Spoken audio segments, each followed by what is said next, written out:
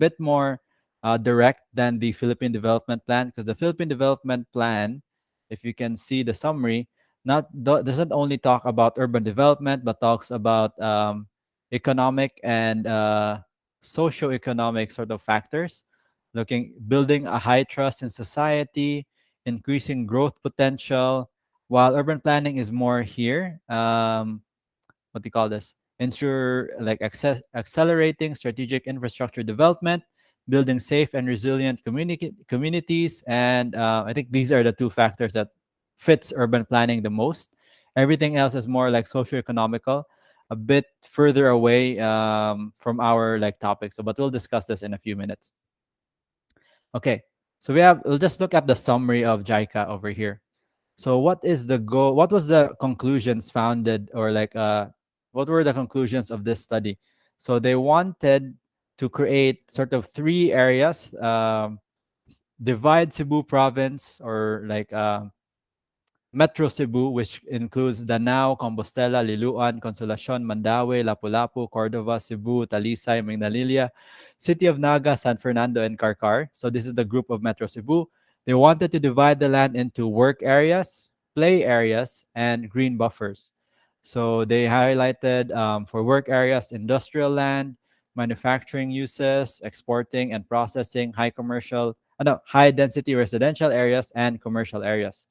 For play, this included the entertainment, also commercial, low to middle rise residential areas, cultural and historic. And then the green buffer includes like open space, major parks, preservation zones, tourist resorts, and residential areas. So the highlighted work areas are Mandaue City, Cebu City, and Lapu-Lapu City, probably the most dense and most populated cities in Cebu province. And then also City of Naga and Danao City as sort of the new satellite cities, or the new kanang urban developments, urban centers. And then Liluan highlighted as a kanang potential play growth center for entertainment, because I think the governance in Liluan is very good. I have one student there, and a few students, like two or three, something like that, and they live there, and they really notice that the government is really leading the public and developing the infrastructure, developing the streets, public space in a sort of decent manner, so they can feel the growth going there. And then in QGIS, for those in my QGIS class, we'll be looking at population. We already looked at population earlier, so I'll probably talk about this. I'll probably show a map showing uh, create a map showing the population in Cebu province. And also another play area here is, another growth center is Carcar City. Okay, next page. So this is just a general thing, and I will focus on stuff that you guys want to focus on, because like there's only three of you, so sayang. I was teaching this in a class of 40 students. I really couldn't focus on, like, I had to give a quick rundown of everything. But since I think some of you are already familiar, we can like go deeper into specific topics. So there are strategies here. One of the big things for town planning or urban planning is like you need to get your materials like this developed so that the public can also join in the discussion. And I think the language, the presentation of the JICA plan is a bit inaccessible. I don't think there's a Bisaya version for this. Everything is in English. And I think that's one weakness of urban planning in the Philippines, that we don't create documents for the general public to join. Um, in Sydney, everyone speaks English. Singapore, I think they both have documents in English, Singaporean, and maybe even not Singaporean, English, Chinese, and whatever the language of the Indian people are. Forget Indian. I think it's just Indian. Yeah. There's a name for it. I forget. There's Not sure several if different. Yeah, what's that? kalimot ko if Hindu ba or Oh Ilocano. yeah, Yeah. something like that. Yeah. There's also several different kinds of Chinese languages. But the goal in like developed countries now is to get the people involved, because once you get the masses involved, it becomes easier to implement your policies because they know about it, they get a say, they feel like they're part of the process, and it becomes more meaningful to them. So even the publications of this, our like policies, etc., etc. They're very elitist. They're very kanang. It's only for the rich. It's in English, language barrier, etc., etc. Anyway, so what are the sort of goals here? I'll just quickly run through them. So, in our planning classes as well, it's very important to put a timeline on your goals, like short term, medium term, and long term. And in Sydney, they taught us that the short term would be 2 to 5 years. Medium term is like 5 to 10 years, and long term is like 10 to 20 years. And I think in Cebu we have a different sort of standard. Like what our short term maybe is like 5 to 10, our medium term is like 10 to 20, and long term is 20 to 30, something like that. So the board is still existing, the Mega Cebu Investment Board. I think they also have like a Facebook group. Let me just check. Um, Metro Cebu. I think they're very active. One of my students in like Metro Cebu, what do you call this? Development Board. Maybe I'll just Google it first, then see what comes up.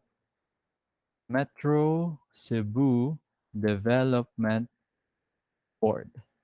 MCD Development, MCDCB. Okay. Metropolitan Cebu Development Coordinating Board. They should have a Facebook page. I think state here MCDCB. We only have a Wikipedia article. Or is it Metro Cebu Movement? Something like that. One of my students was part of this. The Tactical Urbanism Movement, that's mine. I haven't updated it in a while. I got so busy with school. This is also another problem with like urban planning initiatives. It's really maintaining that momentum. Like we're very good at creating organizations, creating groups, but after like a year or so, we're like, "Mawala na tagana," and then we get distracted with other things. Okay, I think we got one here. Mega Cebu. This Mega Cebu should have a Facebook page. I remember it, but I can't remember the name. So these are the different groups like joining in that. So we have Rafi, we have the official Cebu City government, City of the Now, all the different seals over here. We got the Coast Guard, the DNR, the PIA. This is DENR, like two DNRs. I don't know what the other one is. And public DPWH. So everyone's here, and this is a very difficult sort of just looking at it. Like if you think of like managing an office is hard, try managing like 7 cities and municipalities. It's gonna get really messy, and probably it's a miracle that this still exists and we actually got something done because it's so difficult. Like from my perspective, like as a teacher, grabe lisod kay organization. So that's something we have to appreciate put that this organization exists, even though like in Cebu City, some people might say that the government is not very good, like uh, nothing is happening. It's just because the logistics of managing all these things, creating these goals is so difficult yet. Okay, anyway, so short term investment, establishment of the board, feasibility studies, Cebu branding. I think they're already working on that. Cebu educational development. We have the K to 12 healthcare, research and development center for tourism. Oh, tourism is also a big thing. I think there's a Facebook group for that. Cebu tourism. Mm, where is that thing? I can't find it. Cebu Provincial Tourism Office. Let's see here. Do they have any videos? I remember. So the good thing about coming into like the digital age, all of our organizations should have a Facebook group or some kind of online presence, and they also have their presentations here. Products, tourism products. Let's see, ads. Not so much discussion. I think there was. I'm part of so many groups I can't keep track. But yeah, so all these different factors, institutions should have an online presence, and you just focus on the one you're interested in. Let's see, further research and analysis and global investors. So this is more economic side, investment promotion, development of industrial parks. So this one is more urban planning. Where do you locate the industrial parks? under newly conceptualized PPP scheme. I'm not sure what that is. Um, realize a vision of long-term targets set up by Mega Cebu 2050, etc., etc. So this is regional branding. There are sort of two levels of it. We have the product branding, which includes the tourism brand, environment and culture brand, the special local service products. And then we have the marketing target, etc. Okay, so this doesn't really fit into urban planning, so we'll just skip that. Sub road map for smart road property. So this will be a bit more closer because like transportation and like infrastructure development is very much in the field of like urban planning. So you have established unified management system of energy supply, visualize energy demand elements, individual technology elements which are suitable for each area, expand knowledge of know-how obtained from SRP efforts. So maybe there'll be publications. Already 2021 ilang targets. So maybe there are like publications for this. Basic concepts of the development of SRP. So residential areas, commercial areas, public service infrastructure. So where would you want to locate the residential areas, commercial areas? We'll talk about that probably next week as well. This is more current thinking and practices and like the location of residential areas, commercial areas, etc., still fits in like architectural site planning, but on a larger scale. I have a few books on that which we can dive into that will help us sort of guide residential development and commercial development. So we have like a basis for like making our decisions. Metropolitan governance, the management system flows like this. They have a video on this. So um, the MCDCB or the Metro Cebu Development and Coordinating Board is like the heart of it. Plans are sort of created here, and then it's forwarded to the RDC. I think that's the Regional Development Council. And then you have the NEDA forwarded to the NEDA, so the National, what does NEDA stand for again? They can't get the abbreviations. NEDA, the National Economic and Development Authority. Then they send the copy to JICA and like other donors. They get the Department of, what does DOF stand for? DOF. The Department of Finance to get the funds, like get all the paperwork for that. The banks will approve that. We get loans. We also get like some support from LGUs, NGOs, private entities. I keep seeing PPP, but I forget what that is. I'll just like Google that. Public-private partnerships. Yes, thank you for that. Here, yeah, thank you, Joseph. I have like a, yeah, okay. So public-private partnerships, private investors, also like supporting loans, etc. So that's where the money is, like how the money or the funding is structured. And then you have the national line agencies, basically the DPWH and the DOTC. That's the Department of, I know DPWH, Department of Highways. DOTC is the Department of Communications or something.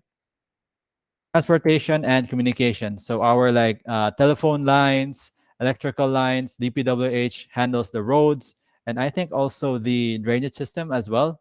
Please correct me if I'm wrong because I'm not super familiar. Who handles the drainage system, like the drainage infrastructure in Cebu?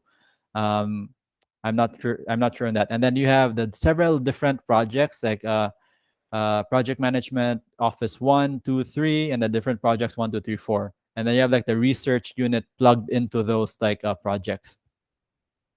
Okay, so now we're going into one of the biggest problems in Cebu, water supply, because currently the trend is that we're gonna be losing our water supply in the next like 30 years, maybe like 20 years estimated. Let me zoom in on this graph here.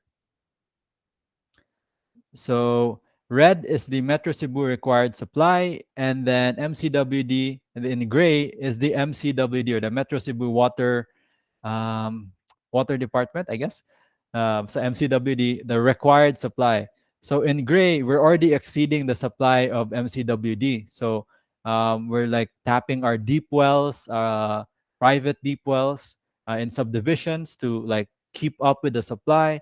and that's why we passed that law requiring houses to have rainwater catchment systems in place, because we were already like as of 2020, even like early 2010s, like let's say like 2012, 2013, the gap is already there. And then by 2050, the supply gap will be 437,000 cubic meters per day. So a lot of people won't have access to potable water if this trend continues, or like if we don't intervene and like introduce some kuan, design interventions or planning interventions as well.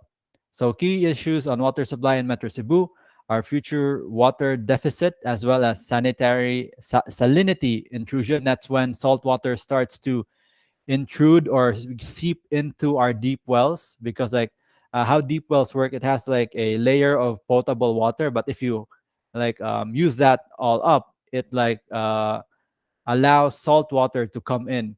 Nitrate, E. coli contamination, peripheral urbanization in the watershed area. So the watersheds are being sort of damaged by peripheral urbanization, meaning like development in the mountainous areas where our watersheds are. In order to address such critical issues, a sub roadmap with a vision to narrow the gap. It's not even to stop the gap; it's just to narrow it. I think that's very realistic, because there's a lot of work to do to actually meet that gap. And even I don't know. I'm not like a sanitary engineer expert, and I already know this is going to be a monumental task.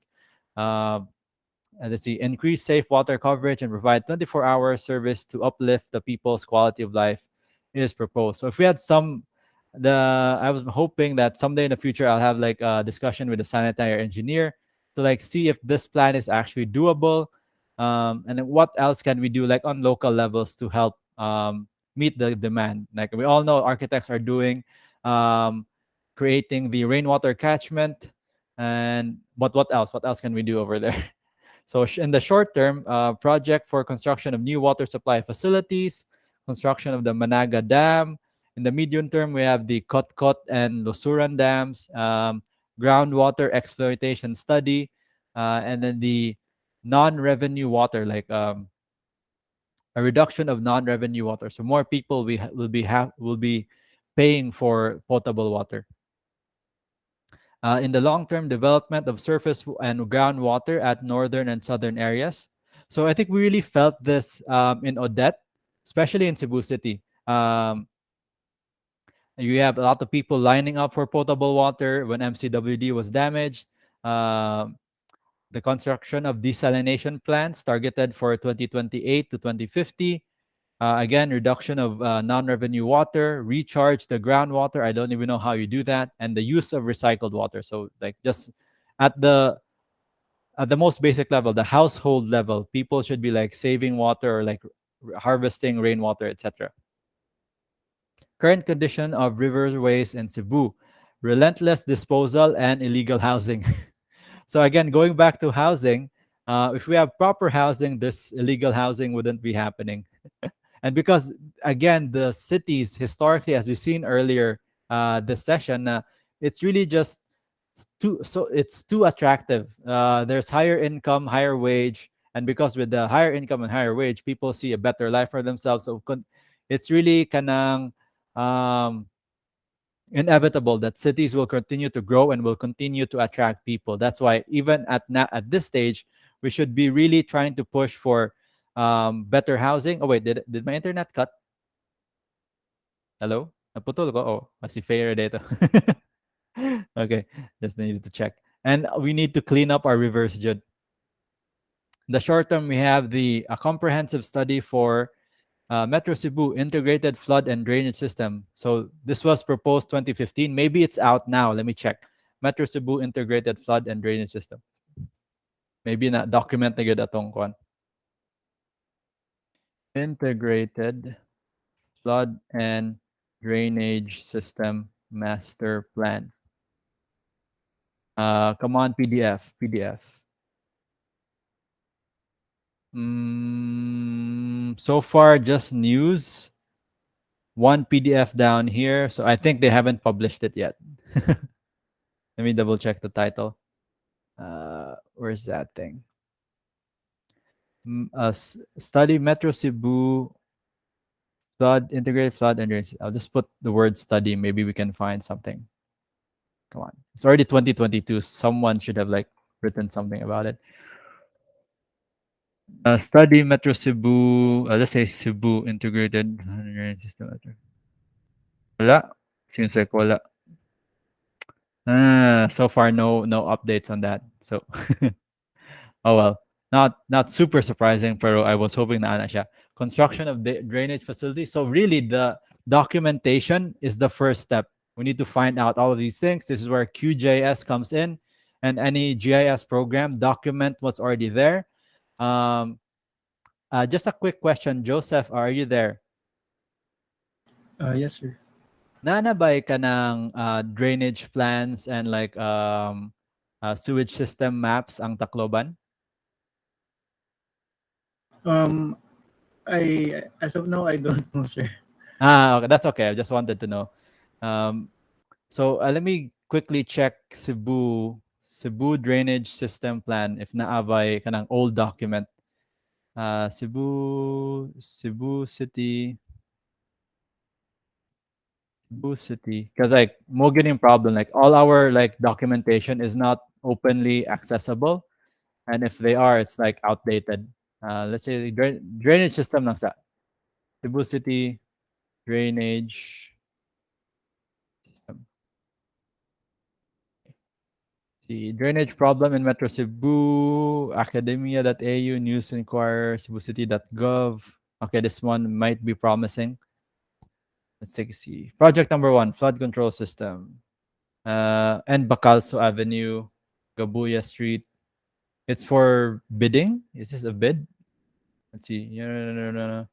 Documentation, pictures, announcement text. Nothing. Let's see. Bid documents. It is for bidding. See infrastructure procurement projects. We have scope of bid, funding information, bidding requirements, uh, instruction to bidders, BID sheet, scope of context. This is just for the bid. The plans are not even here. Geez. Yeah. So it's not open to the public, I guess, which is unfortunate. The next one is once we secure the water supply, we need to talk about the wastewater management or the water wastewater. So um, once we have like we figure out our source of like drinking water, then we can think about how do we throw the used water away. So construction of septage treatment plants, improvement of inappropriate septic tanks, and of course this all starts as well at the household level. So if each house like diligently follows building codes and like plumbing codes. So each house would already have septic tanks, construction of proper wastewater treatment facilities and development for development areas, centralized sewer systems in the medium term, and ecological sanitation technologies, expansion for construction and centralized water systems. All of these like goals here could make for very good thesis proposals if you're like have access to those information. This kinds of information are like as we saw earlier, it's already like very difficult to access. Formulation of the solid waste management plan. So this is another big issue for Cebu City, and I think the Philippines in general. Manila, they have mountains of waste. In Cebu, I think we're also starting to see that. Let me just quickly read here. The protection of public health and environment is ensured by establishing the solid waste management system underpinned by environmentally sound methods and technology. For this purpose, cooperation and self-regulation among citizens and the private sector as waste generators are encouraged, and public-private cooperation for sustainable business development for the medium to long term is promoted. Consequently, achievement of livability, one of the mega Cebu visions, will be ensured. So it's still very kanang vague. Um, let's get the public-private sector to help. Let's look at the waste management plan. Probably like this is slated for 2015 to 2016. Maybe we have documentation on this. Cebu City, Cebu City Waste Management Plan. Let's see what we got. 10-year waste management plan. Waste management profile. Okay, there's like a PDF over here. Hopefully, this will lead to something substantial. This is from the CCAC. Let's see. uh, Sufficient housing. It doesn't have a publication date, which already makes me kind of like tepid, like concerned. Got climate here, area. Maybe we scroll down. It's got 14 pages. Let's see. That's the first thing I tried to find. Publication date. When was this made? Climate Waste Initiative. Maybe this is an actual working tab here. So, no date, some information, no graphs, tables, or charts. So, just a very vague general document. And the website it links to doesn't work, so probably not. Okay. But fortunately for us, since the government is not making this data, we can refer to the main text of the roadmap. So, I've been teasing this for a while now. Let's just go directly to a waste management section here. They should have some observations. Okay, it's page 11-77. So I'm gonna guess it's near the end. Let me see here. Section 11. Do they have like bookmarks for this? Nope, they don't. Okay, so let me just scroll down here ish. Section 11. Okay, I think we're close. Okay, sub roadmap for waste management. So we have some data here, something we can use actually. So the project for solid waste volumes until 2050, based on the estimated unit of per capita waste generation, is shown in table 11.1. Over here we have the population. This is, I think, for Metro Cebu, because it's already like 3 million. This is for the municipalities and cities that are joined in like the Metro Cebu movement. So as of 2016, Metro Cebu, that includes, let me open up the map again. That includes these cities over here. Cities and municipalities like Karkar to Danao and everything in between. They were at, or we were at, 3 million people in 2016, 320, 3,200,000 by 2 years ago, and estimated to go up to almost 3.8 million in 2030, and then breaking that in 2040 at 4.4 million, and 2050 4.9.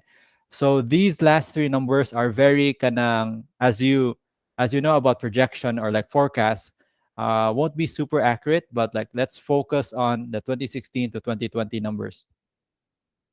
So waste generation per capita, grams per capita per day. Is that grams? It looks like a G, yeah. Rate increase from 452 to 540. Waste generation, I think this is tons per day. Increase a bit, just like 200, from 1,300 in 2016 to 1,700 in 2020. And then waste generation annually, tons per year, increased from 497,000 to 600,000. So where is this waste going? So the trend is positive, not in a good way because we're increasing waste. Um, let's see here. Solid waste recycling rate in Metro Cebu. We need to look at how they get these numbers, how the numbers are calculated.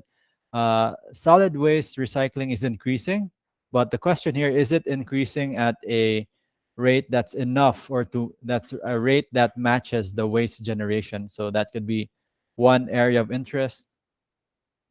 Solid waste disposal again increasing, and then summary of sub roadmap projects for waste management is also here in the main document.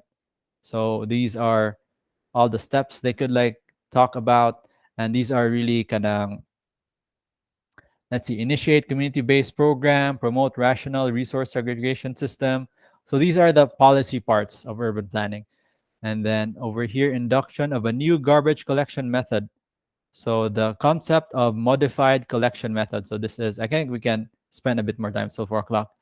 A new garbage collection method that combines the garbage station method with the designated collection point method is proposed instead of the present door-to-door collection method. This new method will utilize collection bins at designated garbage stations, Each garbage station will generally service 30 households or 150 people. For a barangay of 50,000 people, for example, 330 garbage stations will be placed. The new modified collection method is shown conceptually in 11.1. So the big question here for me is like, how do we identify where to put those stations? So you need to know the route of the garbage truck. You need also to know the capacity of the garbage truck, so we can see like how many trucks we need. And then once you know that, you can identify where to put the garbage points. Or you could identify the garbage points first and then have the route go there. Either in either scenario, you need to know the quality of your trucks and how much your trucks can carry. Like earlier today, I saw our garbage truck a stall in the middle of the road because nayabo ang iyang gidana garbage. It fell into the streets, causing traffic. That's an example of like our passive traffic calming method. Okay, so there are more information like this here. Um, I won't go through them all. Okay, like yeah, we're like short on time. I'll skip to the next issue and then we'll look at examples or data in this document. So currently we can just refer to the main document for information because like the government hasn't published any other official documents yet. So after waste management, the other issue is it time for transportation? Oh, it's not yet. It's urban structure. So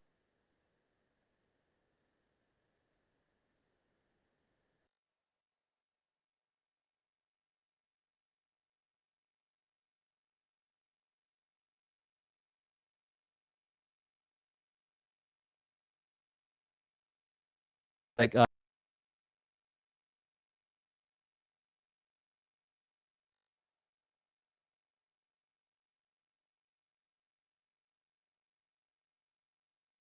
as you put people in. So it's very kanang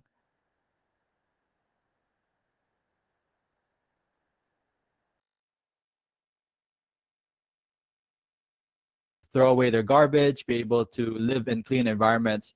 So this is where architecture and engineering can really help, because architecture, we're designing buildings, and engineering, we're designing the systems inside those buildings to make them better quality, more resilient, more sustainable, all that stuff. So 2010 population over here. Red is like a very high number of people, and yellow is like a medium number of people, and blue is like very few number of people. So already you can see the concentration in Cebu City, Mandaue City, and Lapu-Lapu.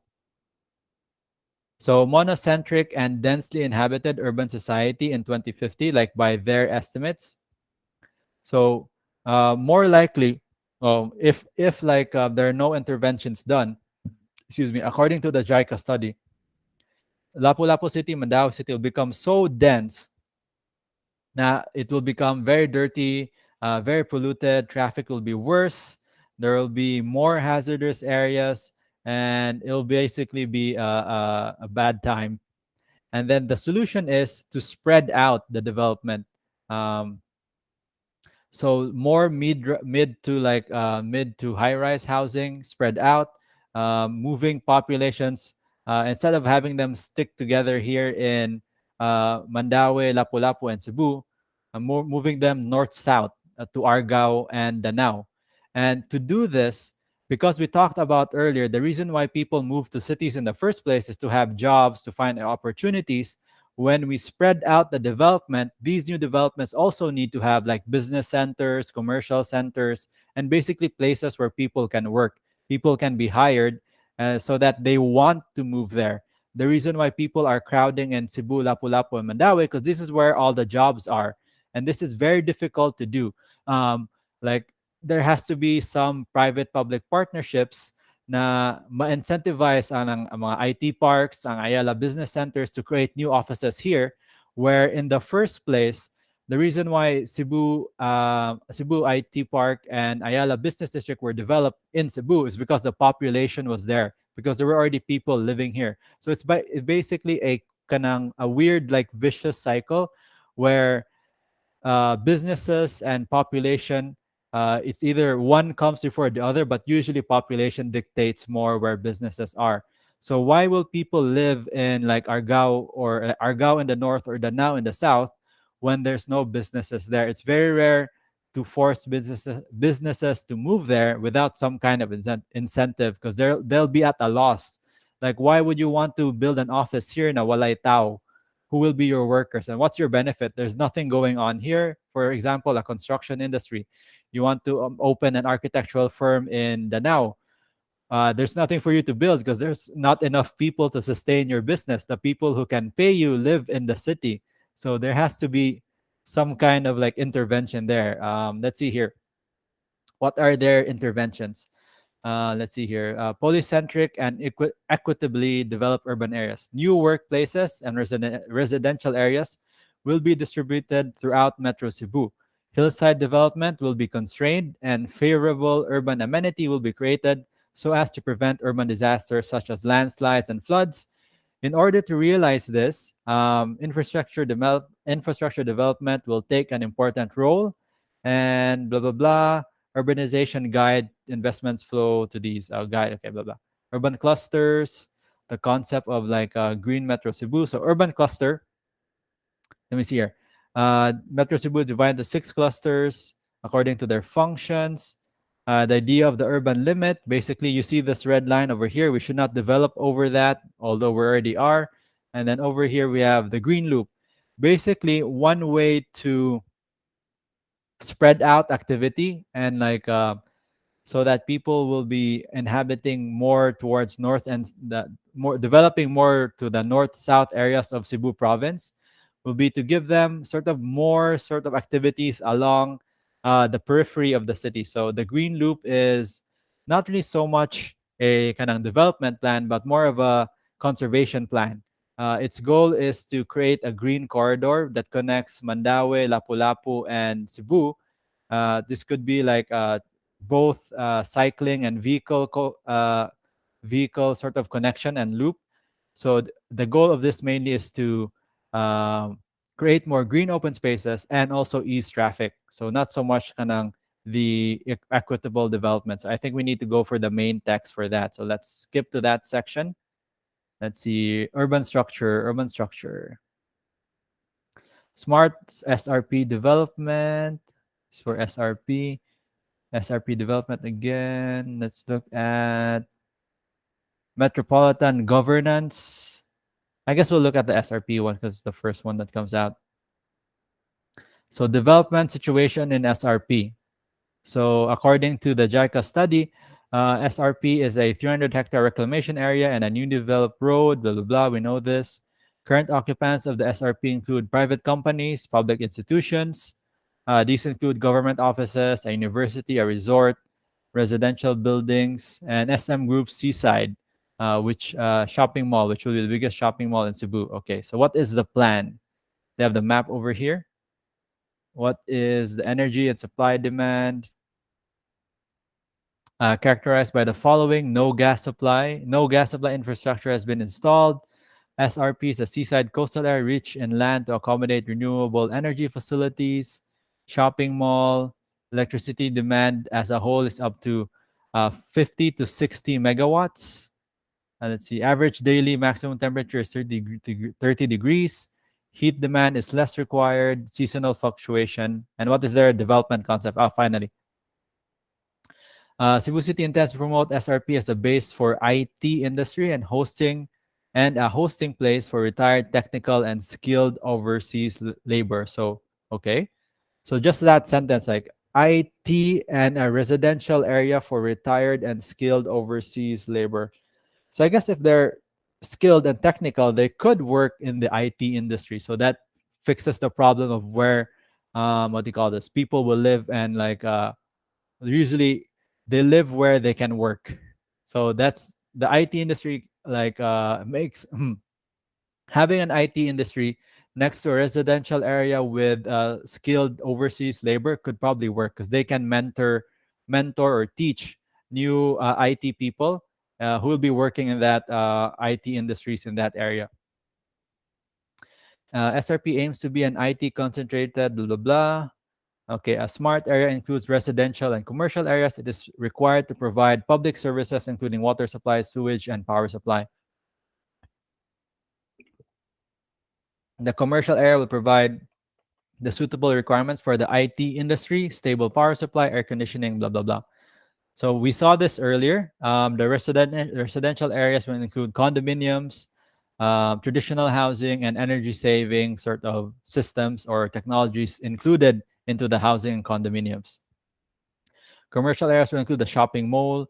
I think that's SMC side, IT industry, energy generation on the site, and then public service infrastructure. You need water supply and electrical supply. So since it's a what do you call this, reclaimed land, it makes sense that the water supply is not fully there yet, and also the electrical supply.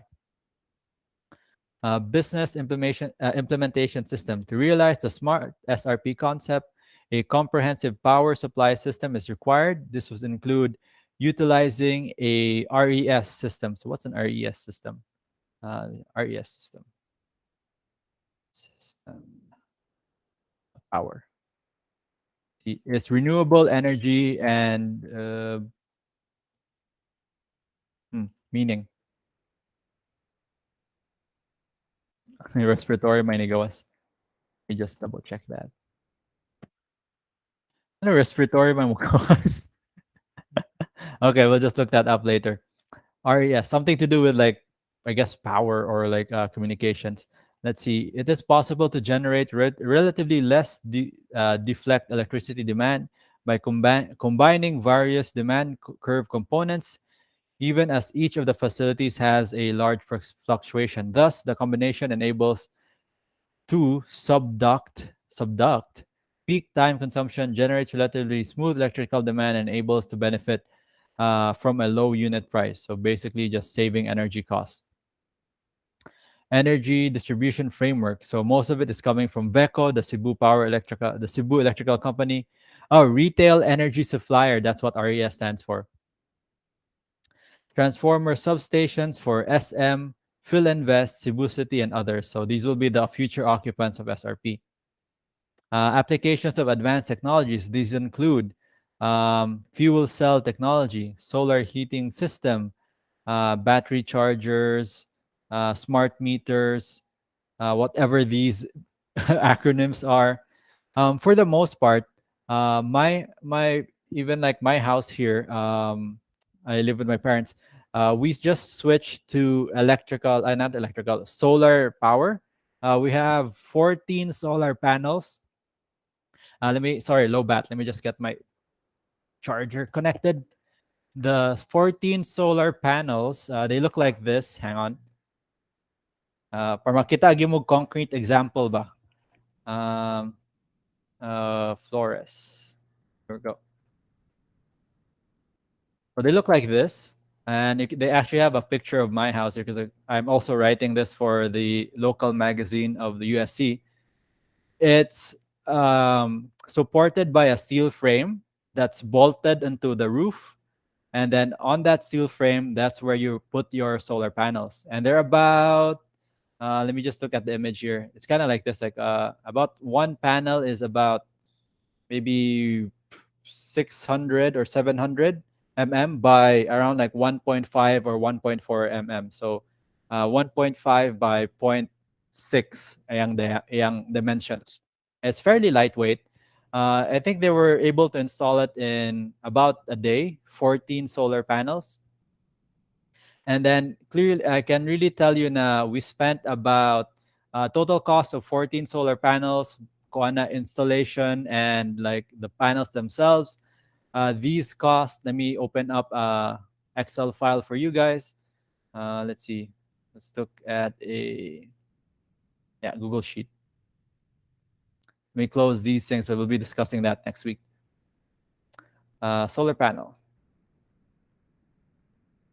costs and savings. So before we installed the solar panels, we had about 10,000. Let's say 10,000 per month. Our like electrical bill. We zoom in a bit more. 150. Electrical bill. The cost of installation was cost of solar panels, installation and everything was about 500K. So expensive. But our bill has slowly been decreasing. As of like this month, our 10,000 per month is now only 500, 500 pesos per month. They've been declining. In January, we had no electrical bill because of Odette, but we were still able to generate electricity. Okay, we had the solar panels. We were able to have our air conditioners running. We had internet, so that was very useful.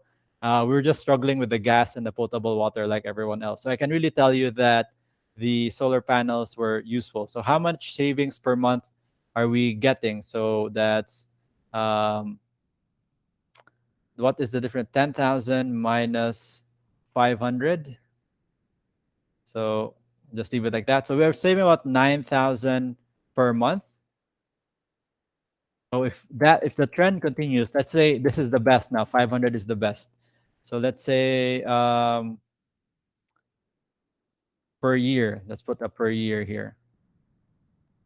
So we're saving 9,500 times 12. So we're saving almost, let me put an extra view format number there. Let's see. Let me reduce the decimal points. We're saving about almost 100,000 per year. So ideally, in 5 years, mabawi na ang cost of solar panels. And then beyond 5 years, the solar panels are basically free. So it really does work. The problem is the initial cost. And this is just for one house. If you're going to apply this on a city scale, it will be very, very expensive. So much better, I think. Now we start small, local communities, local subdivisions, and targeting the private sector because they're the ones with the money. So we can implement something like this, and then slowly, as we slowly implement it, like in more and more communities, we can get closer to like saving electricity. And I think really one of the more hopeful developments in urban planning is that green technologies are becoming more and more affordable. So yeah, muna siya. Solar panels do work. We have them in Cebu, which means they can also have it in other places in the Philippines. Like these companies are getting more and more popular. They're getting more and more refined in their like implementation and installation, like quotes, business, etc. So this is something that's a bit more kanang good news kaysa all the gloom and doom we hear sa news. Anyway, so muna siya. Solar midterm and long-term projects, etc., etc. And then it's already 4:21. I think I'll finish in another 10 minutes. So we can spend the next like 30 minutes talking about our next essay. Okay, the public transport. Okay, we're at public transport now. So again to summarize, when like current trends or in urban planning say that or suggest that population is really one of the biggest factors for urban development, and the reason why people flock to cities is that the jobs are there. So the way to basically spread out the population is to increase or is to create jobs somewhere else so that people can go there. And then how do people get there from their home to their work? That's where transportation comes in. And then, as we all know, the Philippines transportation infrastructure is not the best. So how do we create better infrastructure? It really starts with studying where people are coming from and where they are going. Where are the residences? Where are the workspaces, workplaces? And basically the trips. What kinds of trips are being done? Is it from home to work, work to home, home to some terminal, and then from the terminal to work? Are they cycling? Are they walking? Are they using a car, bus, etc., etc.? So we have here the proposal from the JICA studies, the Metro Cebu Highway Network. Is the proposed road projects, taking available planning documents and the results of the study-related workshops and MCDCB meetings in account. So The proposed Metro Cebu circumferential road is strategically important to the structure of urban areas, guiding orderly urbanization and controlling upland development above the proposed road. Moreover, North Cebu Coastal Road and Second Cebu South Road are also proposed to provide options to avoid existing road congestion. These road networks play an important part in urban structure in Metro Cebu as well. We have the dual mode bridge, the Mandaue Mactan Bridge. Though there are presently two bridges serving inter-island traffic between Cebu and Mactan, vehicle traffic on the first bridge has reached its capacity, and it is highly possible that the second bridge will experience congestion by 2020. We're already feeling that now. This was published in 2015, by the way, so their prediction came through. Came through. Thus, it is necessary to construct a third bridge. The third bridge is, I think, almost done. The CC Lex, based on a review of existing study in consultation with the LGUs and institutions, Route A, where's Route A in the map? It doesn't say in the image. Blah, blah, blah, blah, blah. So yeah, we just need to create, it's unavoidable. We have to create new roads and new infrastructure developments. In order to mitigate 20 bottlenecks, they have identified 20 bottlenecks in Cebu City. Blue is second priority, red is first priority.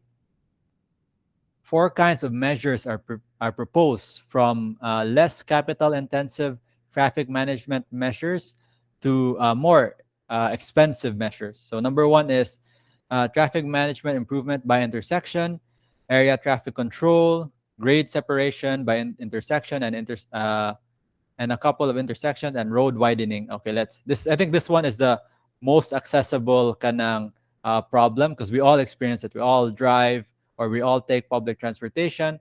So let's just go to that section over here. It's also my own interest as well, transportation.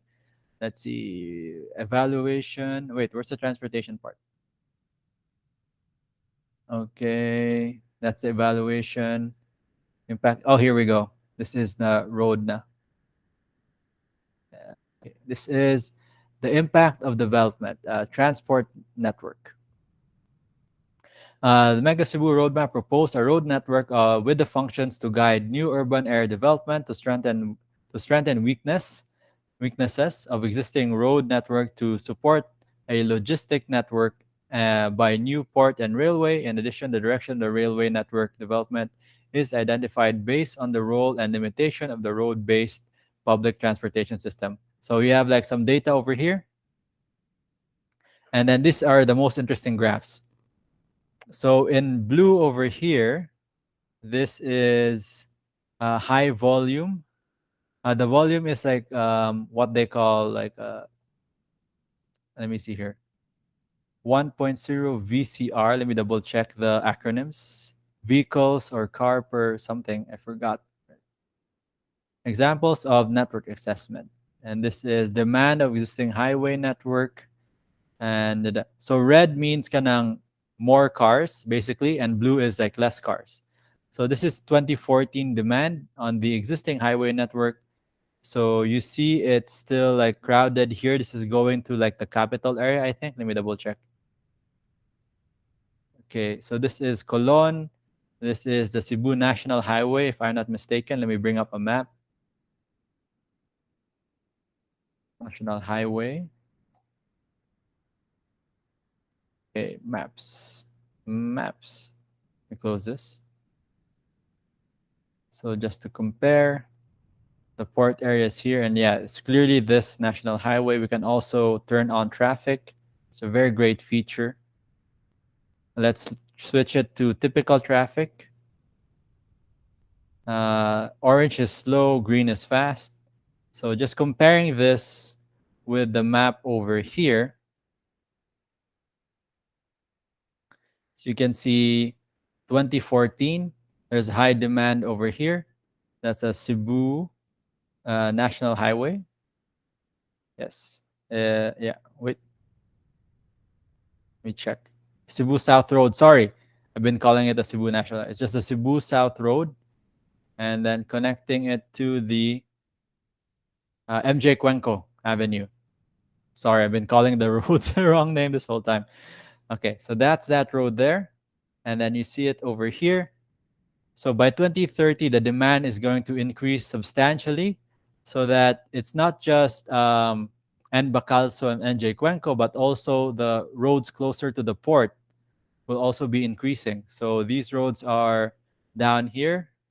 Let me see here. This is the Sergio Osmeña Boulevard and the roads to the bridges. So looking at that, see the bridges are red in 2030, while in 2014 they're still blue. Only one of them is red. This is demand on future highway network, like from 2030 to 2050, and then rail network. So you can see the new development here. The third bridge, 2030 over here, is open. The demand is still blue. And then by 2050, you see it's a lot less red. So there's lesser demand. There's more easier like flow of traffic. It's not as congested as the 2030 estimates without the third bridge. 2030 estimates with the third bridge and like the new highway. Notice this highway up here on the this will be the circumferential road, I think, in the like mountainous areas of Cebu. Once these highways are completed and also like extended, you can see the highways further like extended north and south. Traffic congestion should be lesser by their estimates. So um, it's kind of what do you call this? Also a bit counterintuitive, but because Cebu, there's this idea that you can't build yourself out of traffic congestion, which I agree with. But Cebu is such an underdeveloped place or city na you can't really compare it with New York or something like that, where the infrastructure is already there and then already like maximum built. There's really no reason to build more roads. So they're in the developed countries, they're trying to build less roads. They're trying to walk more, which also I think we can apply in Cebu. But at the same time, I think we also need these new roads. We just need more studies. But while these like roads are being constructed, what we can do today is just to make other modes of transportation more competitive. So cycling, walking, and then as people, as architects, practicing architects, and for anyone else working in the government, what we can do today is just help raise awareness as to what kind of developments are going on. And if it's a very kanang bad development, like for example, a mall in the middle of nowhere that all it will do is like just generate traffic, cause people to drive there. Um, we might want to stop that. Or if we can like see studies that this mall will actually help a existing community or become if it's not just a single use project like a commercial project but mixed use commercial with residential, those kinds of projects I think we should support because for example, Mandani Bay, I'll bring up Mandani Bay. It's a new development in Cebu City. It's not perfect by any means, but it's still a mixed development. So they plan to locate this. Let's look at the map. They don't have like promotional material with the map. Maybe I'll just go to their website. So this is located in Mandaue City. I'll look at the Mandani Bay map so you can like locate it physically on a map. See here, it's a bit to the southeast of Cebu over here. I don't like that map. I like this map. Okay, so Mandani Bay is here. Part of Mandaue City. A little bit what do you call this? I think the third bridge is somewhere here or like somewhere here. Let me go back. Yeah, somewhere here. It's a bit closer to the third bridge near the North Reclamation area. So if you're going to develop a new building here, it has to be mixed use, which they're doing. So the way they envision the developments are high-rise residential with like commercial podiums. And for me, my criticism of this is that high-rise might not be super kanang feasible. Like they project very high population numbers, but just the maintenance of these tall buildings already takes up a lot of natural resources. For me, I would cut the building's height like from high rise to mid rise lang, and then make it so it can be further developed as we go, and not just like build high rise, high rise, high rise. What's going on? How they're phasing out the project? I think there's a map for it here somewhere. Master plan, the project. Huh. So they're starting out with the first phase here on the right side of the map with the commercial, office, and retail first. And then, unfortunately, the next developments are more single use, more residential, and not much commercial. So the only commercial areas are here on the right side and the podiums, which I don't know how feasible that is. This one is like this current version of the plan is too general, and there's a lot of kanang question marks that haven't been answered. Currently, I think they're about to open phase one already. So if we go down here, we should be able to see the first few buildings. So it's there. You can see it. So this is the first apartment tower over here. There should be a second one if we move up a bit on the road. Yeah, the second one is up here. And these are their new like malls, I think. So ideally, if everything works out, the people living here will be able to shop in these malls. But definitely they won't be working in this area because these are targeting mid-income to high-income like families and professionals, and usually these families would work in the city. One benefit that we got from COVID is that online work or like work from home is now a lot more kanang feasible or more kanang use or more regularly done. So maybe the people living here won't need to um, use the car as much or doesn't need to go out to the other cities. So best case scenario, people live here, they work here, and they shop here. So they don't need to go out, meaning there's a large portion, not really large, let's say a significant portion of people that don't need to travel as much. So that will hopefully decongest the roads. But that's like best case scenario. Worst case scenario is nobody lives here. We spent a lot of money to develop these things, and then it's just empty, unused land. That's the worst case scenario. But hopefully, it's a bit more optimistic than that, a bit more good than that. Good news stuff. Anyway, I think let's see. Did we finish all of that? Let me check. South Road properties, public transportation. Again, the routes are important. Focusing on the trips. Let's explain this graph really quickly. So over here we have a travel distance. What do they call this map? There should be a name here. So the x-axis is the travel distance. The y-axis is the transportation capacity. So the longer your travel distance, the more you will rely on automobiles. So the first 1 to 2 kilometers you can cycle. The first 1 kilometer you can walk. But after that, you have to use the car or like public transportation. So transport capacity over here. So the more people you can fit into a single vehicle. So automobiles are here at the lowest because they can only fit like 5 people. Buses are a bit higher, definitely a lot higher. So you can fit like maybe 20, 30 people. And then they put over here light rail, basically a smaller version of a train with less tracks, which could easily fit one car can fit like 50, maybe even like 60 people, and a whole system could fit like thousands of people, like back and forth trips. Suburban rail, even more, but like more expensive, more people, more infrastructure needed, like the actual railway lines, the energy, like the fuel to power these trains. So this is the kanang goal. More public transportation, less automobiles.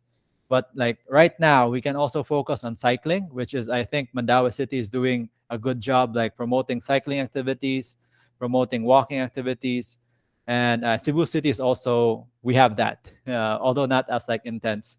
I think also something in Iluan is happening.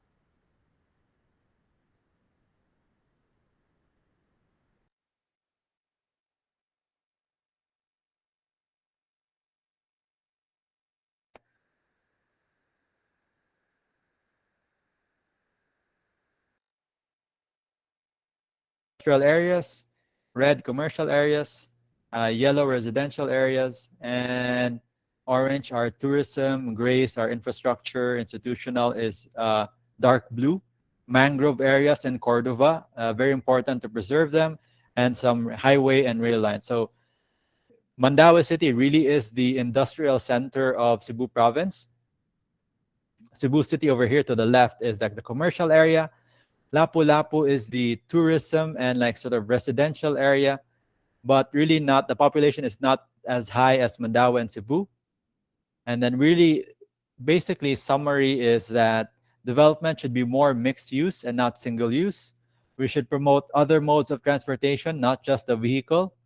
Ideally, we don't need to build as many new roads. We should focus on other modes of transportation. And the way city develops is people go where the jobs are or where the money is. And it's hard to move the money around because, as we all know, it's a lot easier to work together, like in a company. If there's like, it's really hard to deny that it's really more productive when you're in the same room with your office mates. You can like ask for something, question. Sometimes when you send an email or your call, sometimes they can't answer. There really is something to do with like in-person working, but maybe some jobs could be easier done as well, just online. So there are these so many different factors. Everything's interconnected. So this is why we had a discussion on systems thinking and sustainability first. So you have like a general idea of what the goal is, and now our discussion on the history and the current developments will tell you where we are and where we've been, so that next week we'll talk about like actual like practices. How should cities be developed, what kinds of interventions we can do, and like how to focus, identify our own focus areas. So focus on the things that you're familiar with, that you like. For me, I'm really interested in transportation and heritage. So you can also write about something that interests you. Okay. So this will, I'll end our lecture here. Let's talk about our assignment. So I'll stop recording here. Any questions?